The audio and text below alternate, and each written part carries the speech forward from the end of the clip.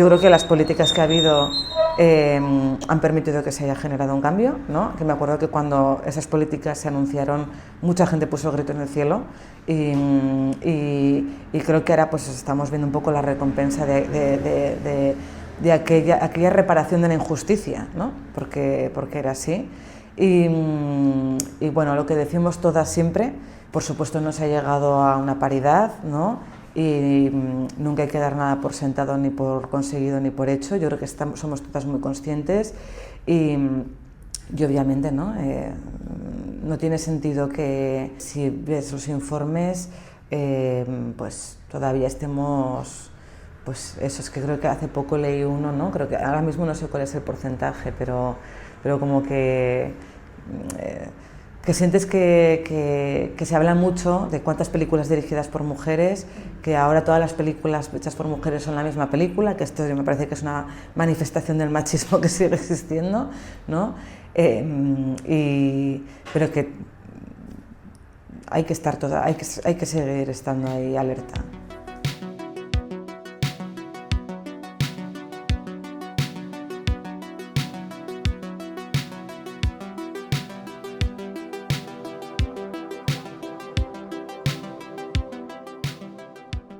A ver si conseguimos que esto suene como coro de verdad.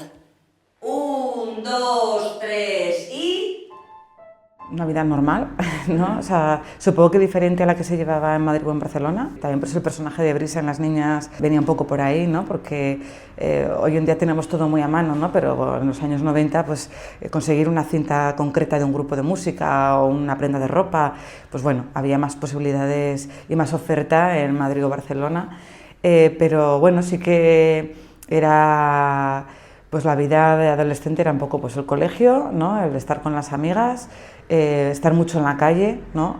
Esto no sé si es así en todas las ciudades, pero en Zaragoza yo echaba el día ahí con mis amigas, pues yéndonos al parque o a pasear o bueno, lo que fuera. Y sí, también yo iba bastante al cine. No a la filmoteca, la filmoteca la descubrí, o sea, comencé a ir a la filmoteca ya cuando estaba estudiando en la universidad, pero iba bastante al cine todo lo que me permitía la economía, ¿no? Había cosas que para mí me marcaron profundamente, ¿no? Y que fueron muy importantes y que ocurrían exclusivamente en Zaragoza. Una es que Luis Alegre organiza, porque lo sigue organizando, un ciclo que se llama La Buena Estrella, que hace 20 años se llamaba Yo Confieso. Entonces traía a diferentes personalidades del cine, directores, actores, actrices, y yo no me perdía ninguna de esas charlas, ¿no? Y para mí pues forma parte del querer ser directora de cine, el descubrir el oficio de hacer películas, y también que Vigas Luna, porque tenía una vinculación muy importante con Zaragoza, porque su mujer era de allí, organizó un taller que organizaba el ayuntamiento, es decir, fue muy asequible a nivel económico y que yo creo que fue un poquito el punto de inflexión, ¿no? Entonces yo creo que estas cositas, ¿no?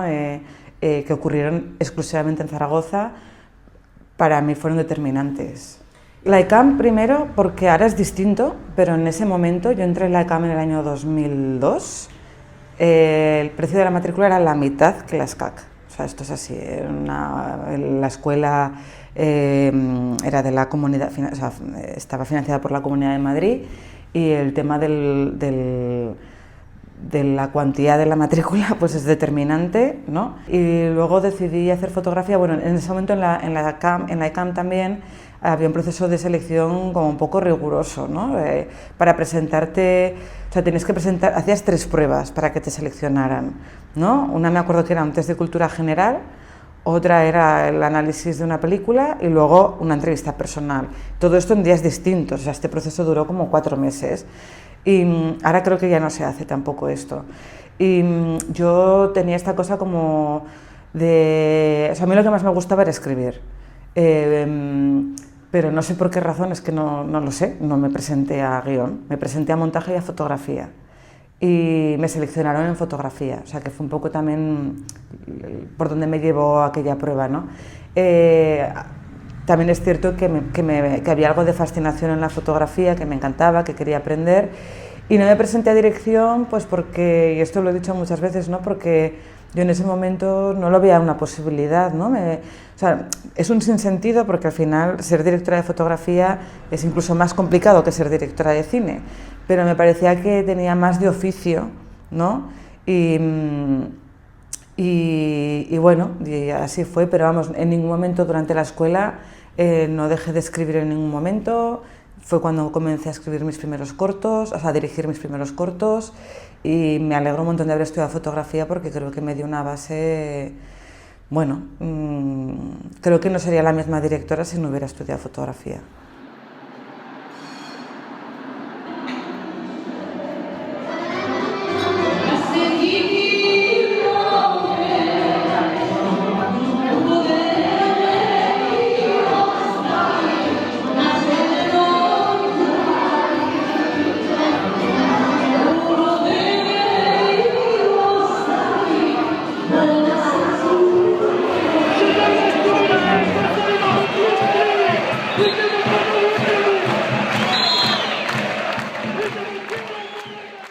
Tras estudiar cine en la ECAM, yo empecé a trabajar en el equipo de cámara en diferentes producciones, pero bueno, yo creo que soy una de esas personas, como hay tantas, que la crisis del 2008 nos dejó sin nada, ¿no? Entonces en ese momento me reinventé un poco, regresé a Zaragoza, donde trabajé en la tele como guionista de programas y luego como profesora en la universidad. Pero bueno, yo seguía con la cosita ahí de que quería hacer cine, ¿no? Quería dirigir, escribir y fue una cosa como un poco de casualidad, ¿no? Como algo muy inesperado, que yo a los alumnos en la universidad les hablaba, bueno, ponía muchos ejemplos de películas, ¿no? Y entre ellos ponía bastantes ejemplos de las películas de Béla Tarr. Entonces, en una ocasión, un alumno con el que me llevaba muy bien me comentó, pues ¿sabes que Béla Tarr ha abierto un programa de doctorado en Sarajevo? Entonces, claro, lo vi y dije, bueno, había que enviar 3 cortometrajes, una carta de motivación y un poco de manera muy inconsciente lo envié, ¿no? Y me olvidé. Entonces resulta que me seleccionó Béla Tarr, ¿no? Y ahí tuve que tomar la decisión de dejarlo todo, así hice, me lancé, y yo creo que también ha sido de estas cosas que, bueno, que creo que si estoy haciendo películas fue gracias a eso, ¿no? Al haberme ido. Confluyeron muchas circunstancias, ¿no? Primero que fuera Sarajevo, que es una ciudad que, bueno, que si hubiera sido Londres o Nueva York yo no me lo hubiera podido permitir, el haber tenido esos años de parón en los que pude ahorrar, ¿no? Para pagar estos nuevos estudios, y luego no eran estudios en realidad, ¿no? Que para mí es lo más valioso, sino que era lo que Béla Tarr quería, era crear un grupo de cineastas de todo el mundo. De hecho, la primera jornada éramos 16, cada uno de una punta del mundo, y su idea era, pues eso, crear este grupo en el que se hicieran películas pues poniendo en valor siempre el humanismo, la dignidad, ¿no? De los seres humanos, y bueno, fue más como una época de diálogo que, o sea, no fueron estudios, ¿no? Siempre me cuesta decir si es un máster, si es un doctorado, porque en realidad es que no eran estudios reglados ni nada de eso, era más bien un grupo.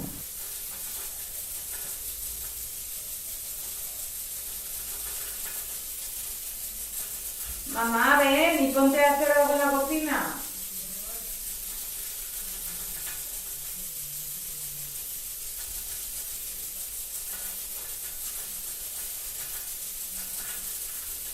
Venga.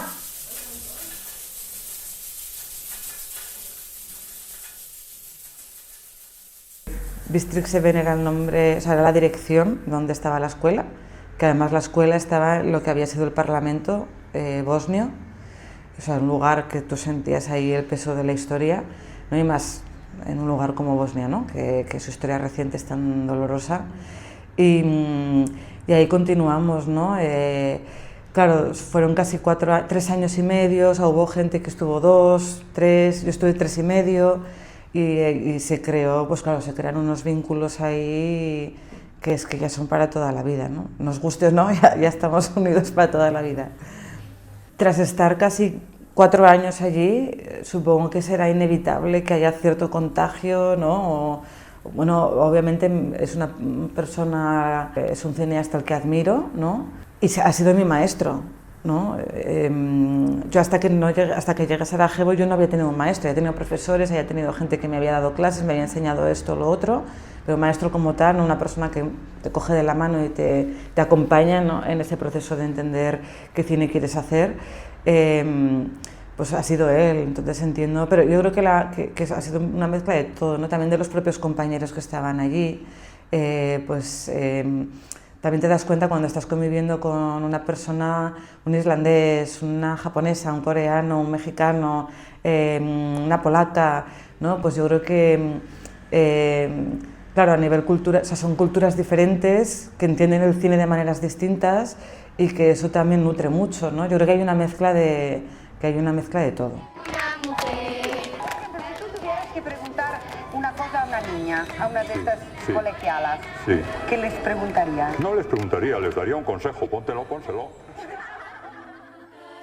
Lo de la fecha de 1992 tiene que ver con que yo en el año 92 tenía 12 años, que es la edad que tiene Celia, ¿no? O sea, yo viví aquel año y lo recuerdo que era una parte fundamental de la película, ¿no? También de hacer la película, que fue un año en el que hubo como muchos fuegos artificiales, ¿no? Que parecía que todo había cambiado y la película precisamente lo que proponía era eso, ¿no? Lo de quizás en algunos sitios esa modernidad, ¿no?, era un espejismo o también era una modernidad malentendida, ¿no?, o mal llevada, porque, bueno, de eso habla la película, ¿no? Y yo ya me fui a Sarajevo con la idea de las niñas en la cabeza. Yo tenía muy claro que quería hablar de cómo había sido, o sea, de todas las contradicciones que yo había sentido que había a mi alrededor cuando crecí, sobre todo cuando fui adolescente, cuando haces ese paso de la niñez a la adolescencia, que es cuando te abres al mundo, te despiertas, ves las cosas, y tenía grabados recuerdos como cuando se colocaron enfrente de mi colegio, en la parada de autobús que había en la Marquesina, el cartel de Pónselo, que fue un poquito anterior al 92, pero yo me acuerdo que se había creado un revuelo enorme y que lo retiraron. Y esto me parecía que demostraba un poco, era como... eso es lo que ocurrió a nivel nacional, ¿no? O sea, lo que ocurrió en un pequeño barrio de Zaragoza, que se retira un cartel porque la gente pone el grito en el cielo pensando que ver un preservativo enfrente de un colegio de niñas era el fin del mundo, ¿no? Y es un cartel que se terminó prohibiendo, ¿no? En España se retiró por completo y me parece, ya solamente ese hecho me parecía que tenía toda la contradicción de lo que fue aquella época para muchas personas, y también venía de hablar mucho con mis amigas, ¿no?, y de decir, qué fuerte, ¿te acuerdas de que cantábamos en el patio?, ¿no?, de estas canciones, ¿no?, soy capitán, que si la rubia, la morena, que hacíamos, que teníamos clase de bordado. Como que decíamos, es que parece más una educación de los años 50 que de los 90, y de eso iba la película, ¿no? Que luego en muchos coloquios me encontraba que había gente que me decía, es que no parecen los 50, y era claro, por eso he hecho la película, porque esto algunas lo vivimos en los 90, ¿no? Y es lo que a mí me parece, bueno, me encontré un cuaderno de religión en mi casa en el que había una redacción sobre la castidad, ¿no? O sea, cosas que dices... Yo pensaba, el recuerdo que yo tenía del 92, al principio, o sea, más joven, pensé que era de una España distinta. Y rascándome me di cuenta que no. El encuentro entre el hombre y la mujer se realiza en el matrimonio. Punto. A mí nunca me han pedido rollo. Yo nunca he sido huérfana. No mucho. Claro, a mí no me parece tan lejano, ¿no?, pero les parecía como hablar de la prehistoria. Cuando les decíamos pues, que no teníamos teléfono móvil, o sea, ya lo saben, ¿no?, pero es un poco como, claro, tiene que ser muy raro, ¿no?, cuando te acostumbras a vivir con algo así. Pero bueno, de hecho los ensayos consistieron en hablarles mucho sobre el 92, con Rubén Martínez, que es con quien trabajo, es un actor, pero que también suele trabajar conmigo como coach. Bueno, suele no, siempre hemos trabajado juntos.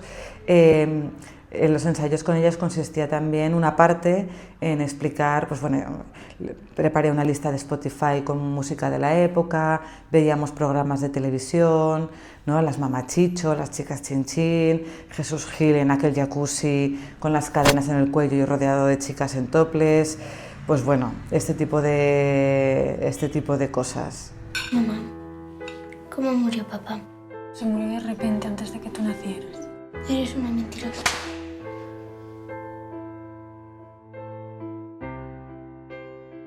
Nos costó mucho levantarla. En las entrevistas, ¿no? Claro, se decía ópera prima, tal. Yo lo decía, ¿no? Que yo sentía que yo llevaba preparando esa película 20 años, ¿no? No era que había preparado la película durante un tiempo y luego ya la habíamos hecho, de repente había funcionado bien, sino que eso llevaba formándome para ser cineasta pues prácticamente 20 años.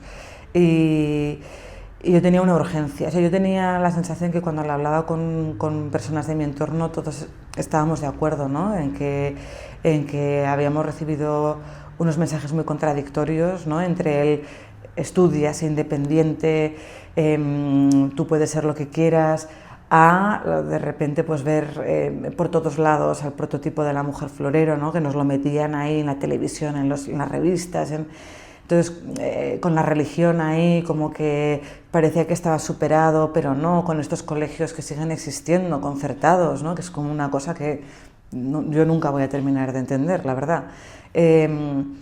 Y me urgía, ¿no? Hablarlo, y yo sentía que cuando hablaba de tú a tú con la gente lo sentían también así, y eso me hacía sentirme convencida de que había una generación que iba a conectar con la película y que yo tenía algo que decir porque lo había vivido, ¿no? Y tenía muchas ganas de decirlo, ¿no? Me urgía al explicar, es que yo misma he sido machista, he tenido comportamientos machistas, y analizar el porqué, que para mí eso fue en las niñas. Yéndome atrás, es como porque por muy moderna que fuera la educación que mis padres intentaron darme, la sociedad todavía era muy machista y sigue siéndolo, o era muy rancia, es que es así, ¿no? Y cuando empezamos a financiar la película y todo fueron noes, o sea, todo, no, nos presentamos una ayuda, no, a otra, no. Yo me acuerdo decirle a Valerie Del Pier y a Alex Lafuente, que eran los productores, mandarles un email de que teníamos que luchar la película porque estaba convencida, ¿no? Pero claro, yo estaba convencida del mensaje que quería lanzar, ¿no? Y de lo que quería hablar y cómo contarlo, pero no era consciente de que podía llegar a conectar con tanta gente, y la verdad que fue una sorpresa y ha sido precioso, o sea, fue precioso el recibir un montón de mensajes de personas que igual pues a través de la película pues habían hecho ese ejercicio que yo había hecho, ¿no? Con la propia película, de decir, ostras, qué educación recibí, ¿no? Y no me refiero a la de mis padres, ¿no? Sino a la del entorno. Pilar Palomero, por las niñas.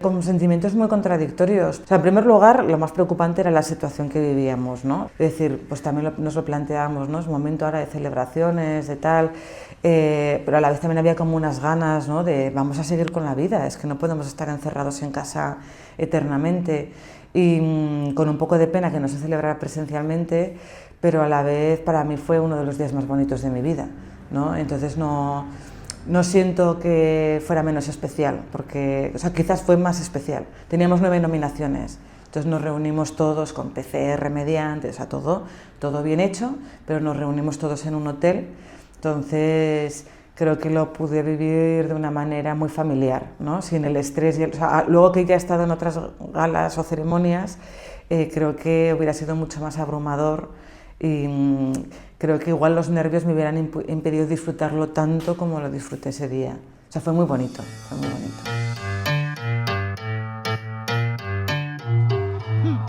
Qué asco.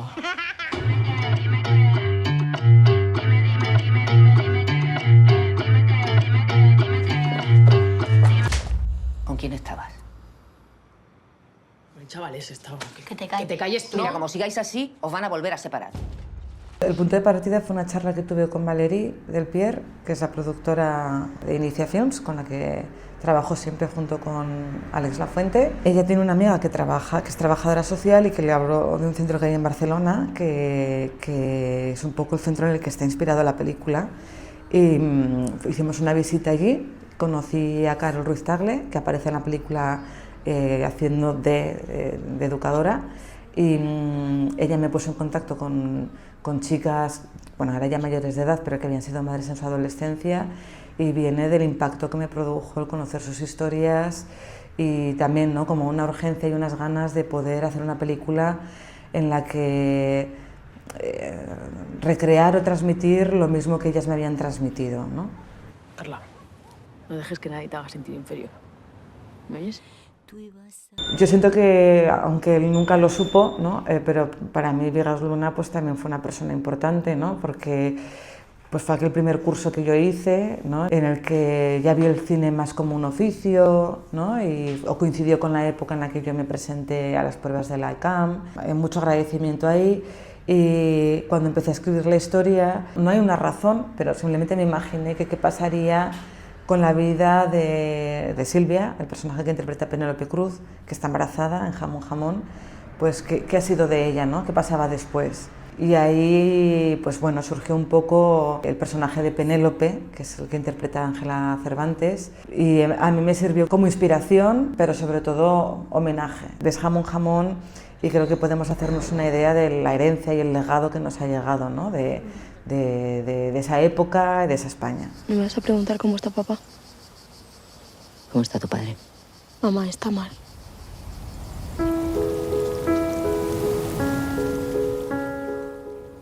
Cuando me lo propuso Fernando Bobaira, la primera vez que leí el relato fue a raíz de esta propuesta y me enamoré de cómo escribe Eider y del propio argumento, pero sí que sentí que quería hacerla desde un lugar muy personal, muy propio, ¿no? Y ya fue, pues desde el principio fue una cosa que lo marqué, ¿no? Como que yo quería, o sea, que yo quería hacer esa película, pero la quería hacer a mi manera, y tuve, o sea, en todo momento tuve la confianza y la complicidad de Fernando, ¿no?, para hacer la película que yo sentía, ¿no?, que parte y nace de los personajes creados por Eider, ¿no?, que siempre cuando hablamos Eider y yo, ¿no?, le digo de broma que no sé, ¿no?, que es como un hijo en común, ¿no?, que no sé si tiene sus ojos o los míos, ya no sé qué ha escrito ella, qué me he inventado yo, o sea, como que hay una mezcla ahí, pero sí que pues el conectarlo con la temática que a mí más me remueve, el rodarlo en el pueblo de mi familia, pues todas son cosas que yo siento que necesito para poder trabajar de la manera en la que trabajo, ¿no?, y en la que me siento cómoda trabajando y que creo que me permite aportar más.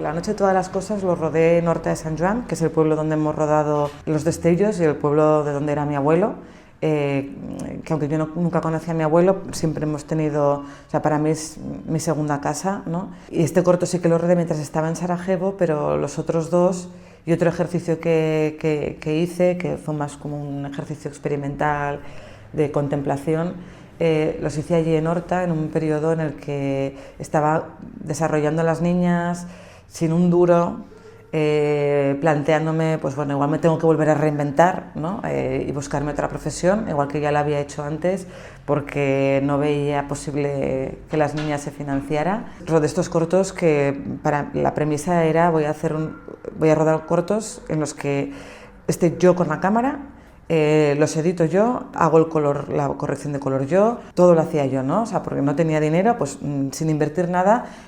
Yo creo que era como una forma de demostrarme, yo soy cineasta, ante la frustración de no conseguir hacer la película, ¿no?, ante todos esos noes, y para mí sí, son el germen de, o sea, creo que si alguien ve los cortos, yo creo que se ve muy claramente, ¿no? Hay localizaciones que se repiten, hay temas que se repiten, y fue también o sea, yo cuando leí el relato, lo que sentí es que era mi oportunidad también de, a través de los personajes que Eider había creado, hablar de esos temas de los que había hablado en los cortos.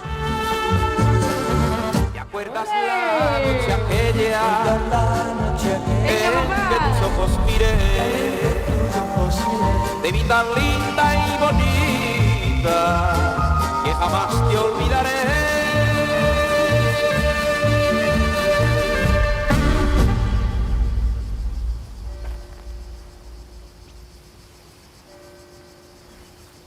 Conscientemente no, o sea, nunca me lo planteé así, y también viene más de, bueno, de querer expresar cómo sentí yo, ¿no? Y cómo viví yo la pérdida de un ser querido, que fue antes de la pandemia.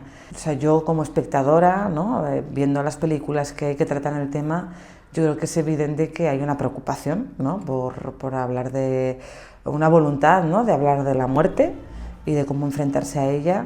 Y yo supongo que es una mezcla, ¿no? Que tiene que ver, pues que, o sea, la pandemia obviamente nos marcó. O sea, yo recuerdo ese momento terrible de despertarnos con un número de fallecidos que era desolador, ¿no? Y eso yo creo que nos ha generado un trauma colectivo, vamos, seguro. Pero luego también pues veo que hay cuestiones, pues que somos una sociedad envejecida, es así, ¿no? Vivimos más años. Y bueno, yo creo que hay una mezcla ahí y que creo que es bonito ver cómo el cine refleja las preocupaciones, ¿no? Y que creo que esto visto dentro de 10, 20 años o 100 años también será una manera de mostrar que en el año 2024 esto era lo que ocupaba la mente de las personas, ¿no? Para mí es una historia de amor, pero eso del amor en mayúsculas, no de un amor romántico, que no es que sea menos amor, ¿no? Pero no es una película sobre un enamoramiento o sobre una reconciliación amorosa.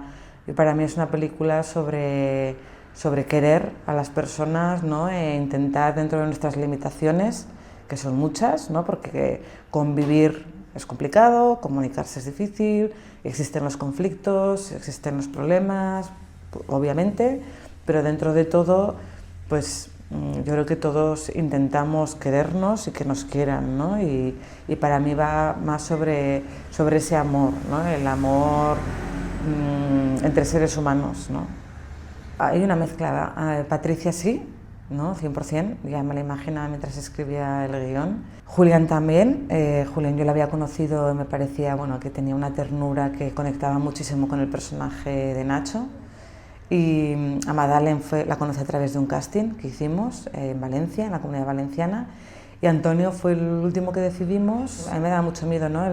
Ese casting en concreto, porque quería que fuera una persona que en el momento en el que le vemos en la película lo sintieras muy vulnerable y muy débil, pero que pudieras intuir que había sido una persona muy fuerte, muy vividora, muy aventurero.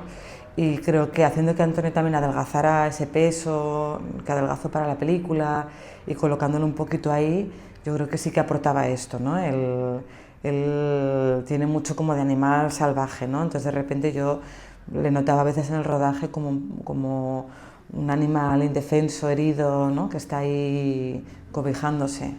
Bueno, es un trabajo que hicimos Daniela Cajías y yo de hablar mucho sobre cómo queríamos que fuera esa luz. Éramos muy conscientes de que al ser una película que de partida ya había una apuesta por la contemplación, ¿no? por no sé, intentar crear ciertas impresiones a través de las imágenes y los sonidos, ¿no? Y bueno, que había una apuesta fotográfica visual importante. Yo ahorita me lo tenía muy rodado por todos los cortos que te he comentado, y más allá de los cortometrajes, que digamos esto es como el material acabado, determinado, yo tengo horas y horas y horas de vídeos grabados allí, de personas que he conocido allí, o sea, me conozco cómo sale el sol en invierno, la niebla que hay en otoño por las mañanas, bueno, pues esto es, para mí por eso era importante rodar en Horta, ¿no? Porque para mí era partir ya de algo que conozco muy bien, ¿no? Y que creo que esto podía ser una capa más en la película. Y también Daniela vino a pasar mucho tiempo allí en Horta, y bueno, hicimos un ejercicio sobre todo de intentar, también con Leo Dolgan, que fue el jefe de sonido durante el rodaje, de hacer una lectura entre los tres, pensando exclusivamente en la imagen, exclusivamente en el sonido, ¿no? Porque creo que es una película, bueno, en la que hemos intentado cuidar ese aspecto especialmente, sobre todo por eso, ¿no? Porque la apuesta ya era la contemplación y el dar tiempo al espectador para que sintiera lo que sienten los personajes. Es algo complejo, ¿no? Porque además lo hablo mucho con otros compañeros y compañeras, ¿no? Porque obviamente es precioso que te nominen, ¿no? Es precioso a muchos niveles. Primero porque hace que la película tenga mayor repercusión, que llegue a más gente, quizás que se reestrene. Y todo esto, pues al final es por lo que hacemos películas, ¿no? O sea, al menos yo así lo entiendo. A mí cuando hago una película sueño con que la gente vaya a verla, ¿no? Porque es un acto de comunicación, ¿no? De intentar conectar con otras personas. Entonces, esa parte es maravillosa y todos somos conscientes que los premios existen para eso también, ¿no? Para reforzar la industria. Luego se puede volver tóxico, ¿no? Y yo creo que ahí es donde hay que tener cuidado, porque las películas son lo que son, independientemente de si te nominan o no. Obviamente, si te nominan es una ilusión enorme para ti y para todo el equipo, para toda la gente involucrada. Tengo mucha ilusión, pues yo qué sé, pues ojalá Daniela, ¿no? Daniela Cajías, la directora de fotografía, esté nominada, Arantxa Ezquerro de vestuario, Carmen Argües maquillaje, ¿no? Como que te da mucha ilusión que esto pueda ser, pero creo que hay que ser muy consciente de que tanto puede ser que suceda como que no. Sí, empezamos teniendo un grupo de WhatsApp que surgió a raíz de una entrevista que nos hicieron, surgió a raíz de una mesa redonda que organizó Caimán en la Seminci. Hicimos un grupo de WhatsApp que luego fue creciendo y ahora ya creo que hay más de 100 miembros en ese WhatsApp, ¿no? Somos todo mujeres. Obviamente yo no tengo relación con todas, entre la mayoría no nos conocemos, pero es bonito, ¿no? Ver esa comunidad ahí. Y luego sí que soy amiga de un grupo más reducido, ¿no? Que con el tiempo, con estos años que han ido pasando, pues poco a poco ha ido surgiendo una amistad más profunda. Y la verdad que yo es una amistad que valoro un montón, ¿no? Y que veo que además pues comentamos nuestras dudas, nos desahogamos, ¿no? Este es un grupo pequeñito, ¿no? Digamos, que surge más también pues, del estar aquí en Barcelona, tener más relación por eso, ¿no? El número de películas que se hacen dirigidas por mujeres es que no tiene nada que ver con lo que ocurría cuando yo estaba estudiando en la ICAM.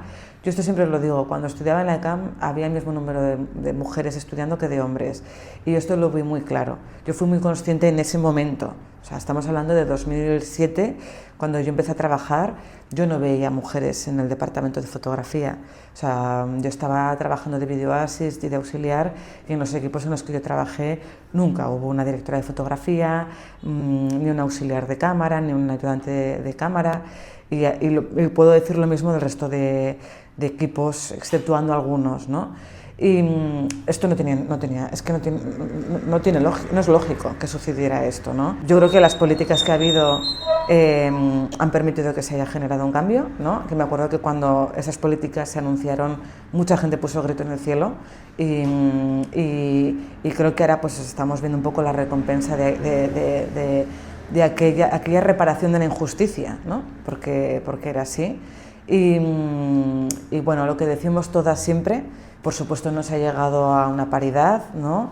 Y nunca hay que dar nada por sentado, ni por conseguido, ni por hecho. Yo creo que somos todas muy conscientes y obviamente no tiene sentido que si ves los informes pues todavía estemos, pues eso, es que creo que hace poco leí uno, ¿no? Creo que ahora mismo no sé cuál es el porcentaje, pero como que sientes que se habla mucho de cuántas películas dirigidas por mujeres, que ahora todas las películas hechas por mujeres son la misma película, que esto me parece que es una manifestación del machismo que sigue existiendo, ¿no?